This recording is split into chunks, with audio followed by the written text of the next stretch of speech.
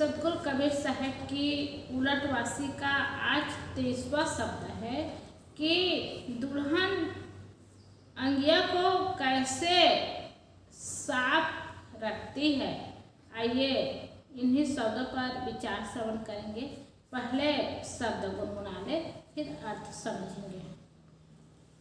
दुल्हन काहे नयंगिया धुलाई, दुल्हन काहे नयंगिया धुलाई, बालापन की मैली अंगिया विषयन दाग पर जाई, बालापन की मैली अंगिया विषयन दाग पर जाई, दुल्हन काहे नयंगिया धुलाई, दुल्हन काहे नयंगिया धुलाई, बिन धोए पियरी झत नाही सेज से देत गिराई, बिन धोए पियरी झत नाही सेज से देत रिसाई,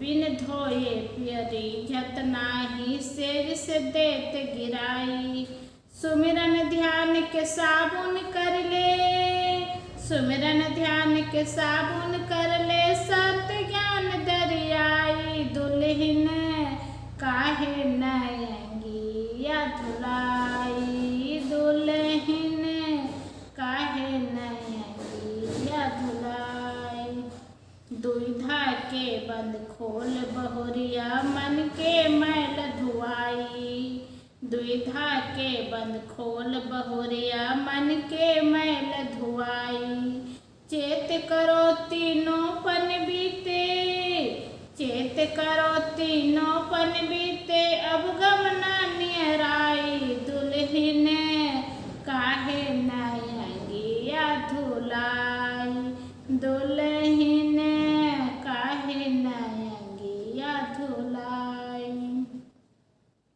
चालनहार द्वार है ठाढ़े अब काहे पछताई, चालनहार द्वार है ठाढ़े अब काहे पछताई, कहत कबीर सुनोर बहुरिया, कहत कबीर सुनोर बहुरिया, चित अंजन दे आई, दुल्हन काहे नयंगिया धुलाई, दुल्हन काहे नयंगिया धुलाई। सतगुरु कबीर साहब कहते हैं कि हे मनोवृत्ति, तूने शरीर और मन को क्यों नहीं शुद्ध कर लिया, क्योंकि बिगड़ने वाला शरीर ही तो है, मन ही तो है। यह तन मन का अंगरखा बचपन से ही मैला है, सावधान न रहने से इसमें विषय वासनाओं के दाग पड़ जाते हैं।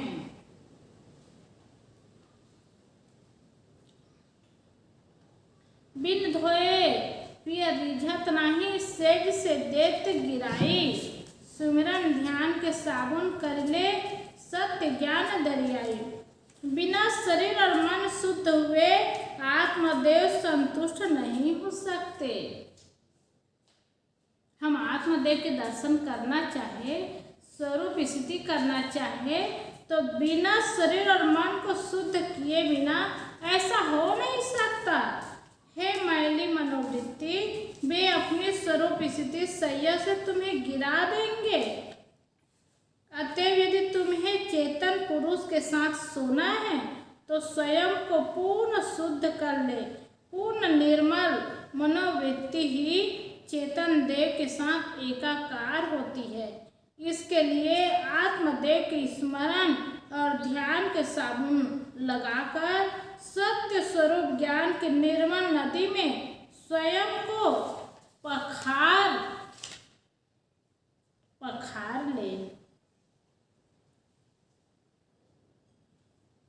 दुविधा के बंद खोल बहुरिया मन के मैल धुआई, चेत करो तीनों पन बीते अब गमना नियर आई। हे मनोवृत्ति, तू दुविधा के बंधन खोल दे। तू कभी सोचती है कि मेरा पति किसी लोक में होगा या अलग चलकर मिलेगा? अरे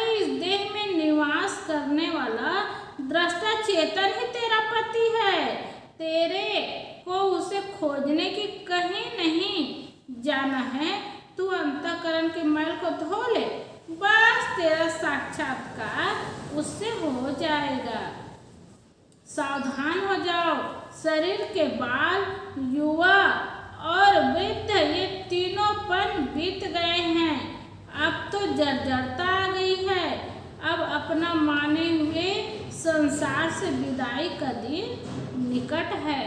जब शरीर में जर्जरता आ गया और विदाई का समय हो गया, तब स्वरूप स्थिति का काम कहाँ होगा, कल्याण का काम कहाँ होगा।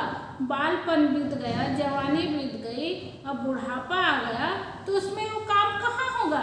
इसलिए सद्गुरु हम सबको सावधान करते हैं कि संसार से विदाई का समय आ जाएगा, इसलिए पहले से चेत हो जाए और अपने चेतन पति से मेल मिलाप कर ले। चालनहार द्वार है ठाढ़े, अब काहे पछताई, कहत कबीर सुनो रे बहुरिया, चित्त अंजन दे आई। ले चलने वाला काल मानो दरवाजे पर खड़ा है। जब यमराज आता है ना, तो किसी को पता नहीं चलता और कोई जान ही नहीं पाते, और आदमी मरते समय एकदम सांस तेजी से लेने लगता है और हिचकने लगता है, तो लोग अनुमान लगते हैं, यही अनुमान करते हैं लोग कि यमराज दरवाजे पर खड़ा है। अब पश्चाताप करने से कुछ होने जाने वाला नहीं है। कबीर साहब कहते हैं कि हे मनोवृत्ति, अपने अंतःचक्षु में आज भी विवेक ज्ञान का अंजन लगा ले, जिससे मोह की भ्रांति का पर्दा फट जाए और तो अपने चेतन पुरुष से मिलकर कृतार्थ हो जाए। क्योंकि इस संसार में आए हैं ना, खाए पिए देखे सुने घूमे सब कुछ किए, प्राणी भी मिले, पदार्थ मिले, सब कुछ किए और सब चीज प्राप्त किए, लेकिन अपने चेतन पति से मिलना नहीं हुआ, चेतन पुरुष से मिलना नहीं हुआ, तो सब अधूरा हो गया। इसलिए सदगुरु कबीर साहब पहले से सावधान करते हैं कि अभी बुढ़ापा नहीं आया है और शक्ति है, बल है, तो अपने चेतन पुरुष से मिलने के लिए समय है, इसका सदुपयोग करे, साधना करे, भजन करे, सत्संग करे, स्वरूप स्थिति का काम करे, और जब चेतन पुरुष मिल जाएंगे ना, तो जीवन कृतार्थ हो जाएगा। क्योंकि कोई लड़के ससुराल जाती है और ससुराल जाती सब काम कर रही है, सास ससुर की सेवा कर रही है, ननद देवर की सेवा कर रही है, भोजन बना रहे, खिला रहे हैं, झाड़ू पोछा सब काम कर रही है, और पति कहीं चले जाए और पति से मिलना ना हो, तो क्या वो लड़की रह सकती है, वो बहू रह सकती? नहीं रह सकती। उनको तो अपेक्षा बनी रहेगी कि कब मेरे पति आएंगे, कब पति से मिलना होगा। यही हम सबको चाहिए कि अपने चेतन पुरुष से, चेतन पति से मिलने की अपेक्षा बनाएं, क्योंकि इस दुनिया से जब जाएंगे ना, तो सदा के लिए छुट्टी हो जाएगी, फिर आना नहीं होगा। इसलिए जब तक है अपने चेतन पति से मिलने का समय बनाए और मिलने के लिए वो काम करें, और जब मिल जाएंगे, मिलना हो जाएगा, तो जीवन कृतार्थ हो जाएगा। इसलिए हम सबको अपने जीवन को कृतार्थ करना है, सफल बनाना है।